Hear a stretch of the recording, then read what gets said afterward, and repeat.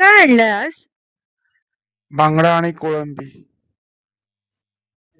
बांगडा आणि कोळंबीला आपण छानपैकी धुवून घेऊया, छान स्वच्छ करून घेऊया.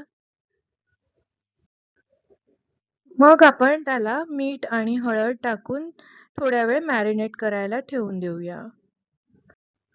आणि आपण आता अर्धा लिंबू त्यात पिळून घेऊया व त्याला छानपैकी मिक्स करून घेऊया.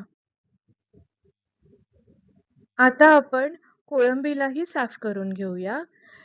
त्यामध्ये एक दोरा असतो तोही आपण काढून घेऊया. व त्यालाही मॅरिनेट करून घेऊया लिंबू, मीठ आणि हळदने. धणे, बेडग्या मिरच्या, आंब्याची सोलं, नारळ आणि कैरी. धणे, लाल मिरच्या, सोलं हे तिन्ही गोष्टी आपण थोड्या वेळ पाण्यात भिजत घालूया. तोपर्यंत आपण नारळ किसून घेऊया. अर्धा कांदा उभा चिरून घेऊ. मिक्सरमध्ये उभा चिरलेला कांदा, खोबरं आणि भिजवून ठेवलेले धणे, मिरच्या आणि सोलं ही घालून घेऊ. थोडीशी हळद घालूया आणि त्याला छान गंध वाटून घेऊ. गोवन फिश करीमध्ये ऑइलचा अजिबात वापर केला नाही जात.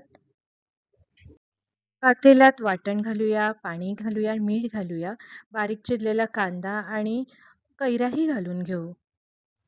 मग थोडे ठेचलेले त्रिफळाही घालून घेऊ. झाकण लावून घेऊया आणि उकळून घेऊया.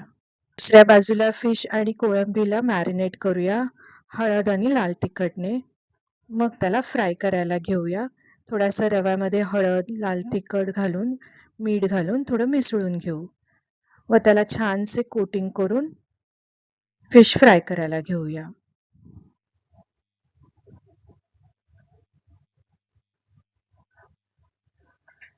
इथे आपली कढी ही उकळली आहे. त्याच्यामध्ये आपण फिश घालून घेऊया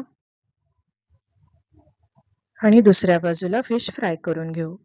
त्याच्यामध्ये थोडे लसूणही घालता येईल आपल्याला, त्याच्याने टेस्ट फार सुंदर लागतो. आणि हे परतून घेऊ. बांगडे फ्राय झाले आहे. आता प्रॉन्सलाही रवा लावून छानपैकी त्याला फ्राय करून घेऊया.